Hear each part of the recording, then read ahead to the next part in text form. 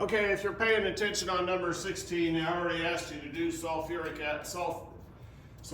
acid or acid rain question a few questions ago, like back on 14 or something. I guess it was like, what, 12? So, in the formation of acid rain, sulfur dioxide reacts with oxygen and water in the air to form sulfuric acid. Write the balanced chemical equation. Well, we already did that. So if you're paying attention, you got the same answer. And you got 2.5 grams of sulfur dioxide reacting with excess oxygen and water, which means we're getting plenty of those out of the air. How much H2SO4 in grams is produced? So we are going from grams to moles to grams. And when you do that, you should get 2.5 grams up here, excess and excess, so we don't need to worry about those. There's plenty of them. And how many grams are we going to get of this? So SO2 is playing the role of A. H2SO4 is playing the role of B. Number of grams H2SO4 is going to be over here. 2.5 grams SO2 is going to be over here over 1. And then the numerators are 2.5 grams SO2, moles SO2, moles H2SO4, and then lastly, grams H2SO4. So this mnemonic tells you what the numerators are. This is easy stuff. And then for the denominators, this goes here, this goes here, this goes here. Somebody isn't going to know what to do with those, because they'll figure they'll get it later. They won't pay attention. They can do their own thing. This can't be, I'll just deal with it later. No, it's real easy. This goes here, this goes here, this goes here. If you don't know that, it's because your effort isn't there. That's the easy one. Okay, so where do the numbers come from? Aha. Those numbers come from the periodic table. The periodic table is always per mole, 1 mole. A mole of SO2 is a 16 and a 16 and a 34, adds to 64. Last step, a mole of H2SO4 is a 16 and a 16 and a 16 and a 16 and a 32, which is 96. And 2 of those adds up to 98. This step is from the balanced chemical equation, and they are 2 and 2. Now you can see if you didn't have that chemical formula right, you didn't have your balancing right, this isn't right, nothing's right. So the flashcards are real important. Okay, then you multiply. This goes here, this goes here, this goes here. Multiply the tops, multiply the bottoms, then divide. Don't simplify these numbers. Or try somebody, you know, that's reasonably good at fractions, they want to go in and change it. No, don't change those at this time. Don't try to reduce fractions on this, just leave them in there. Okay, so when you multiply 2.5 times 2, that's 5. That's a smidge short of 500. It'd be what, 490? Divided by 128 gives you whatever that is. I'll let you come up with the answer on that. I'm looking at it, I think. But if you're doing your work, you'll come up with the answer on it. Okay, let's go on to the next page. Number 17. Why do you need a balanced equation to solve the stoichiometric problem? Well, to get the right answer, basically. You don't even need to know why. Just do it.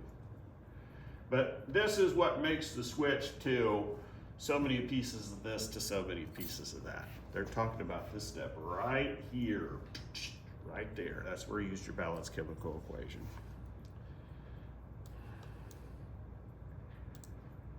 Come on there. There's your answer. 17. So the book answer is the coefficients in the balanced chemical equation indicate the molar relationship between each pair of reactants and products. Yay. Just make sure you know to do it. Number 18, list the 4 steps in solving stoichiometric problems. Let's not get all worried about this. Just use your mnemonic and know how to do it. The answer out of the book would be balance the equation, convert the mass of the substance to moles, convert the moles to the moles of the other one, and then convert moles to mass. Well, you could go through these 3 different steps here, or you could just use the mnemonic and be done with it, because those steps are in the mnemonic.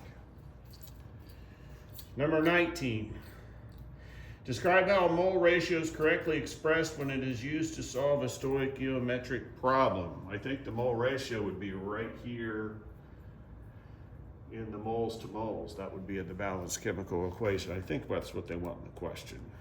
Okay, so it's just moles of unknown over moles of known. It's the center step with the balanced chemical equation. Number 20, how can you determine the mass of liquid bromine needed to react completely with a given mass of magnesium? Well, in your mnemonic, go grams of magnesium to moles of magnesium to moles of bromine. And then last step, to grams of bromine. So again, you would use your mnemonic. You would write the balanced equation, get that correct, convert mass magnesium to moles, moles magnesium to moles of bromine, and moles of bromine to grams of bromine. So you're going to do this. Mass of magnesium to moles of magnesium to moles bromine to mass of bromine, using your mnemonic. We're not going to do number 22, and number 21 is calculate hydrogen reacts with excess nitrogen as follows. We're going to talk about this reaction a whole lot. It's the Haber process or Haber process, and it's under extreme conditions. It's reversible, it involves gases. There's a lot of interesting chemistry. If 2.7 grams of hydrogen reacts, how many grams of NH3 is formed? Well, on your mnemonic, what are you using? Just this part, just this part, just this part, or the whole thing? We're using the whole thing because it's grams to grams.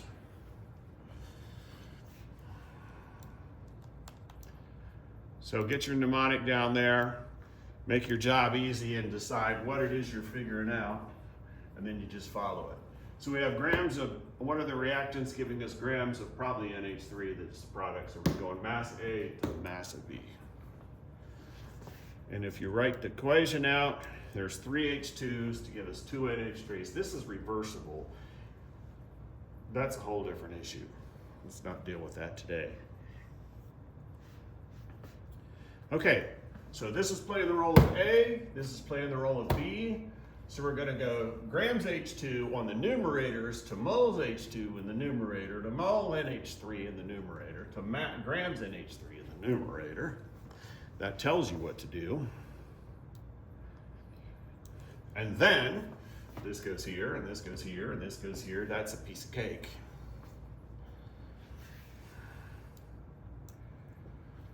But a mole of H2 is 2 grams, and a mole of NH3 is 14 and 1 and 1 and 1, total is 17.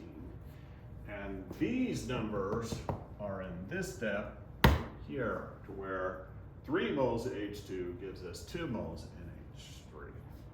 So you multiply the tops, and multiply the bottoms, and then you divide. Don't reduce your fractions in that process, because then you're adding a step. Actually, you're adding a couple of steps, which gives you more opportunity for mistakes. And it comes out to 15.2.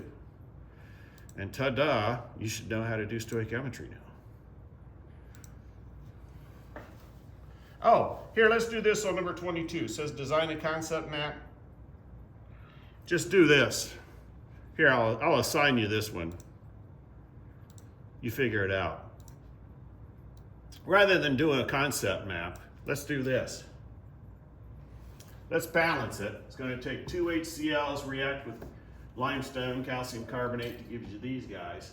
Let's say there's 72.3 grams of this, and you want to know how many grams of this you get. You're going grams to grams, You do it. I'll see you on your paper if you got it right. You should know how to do it by now. So we'll make a problem out of it rather than a concept out.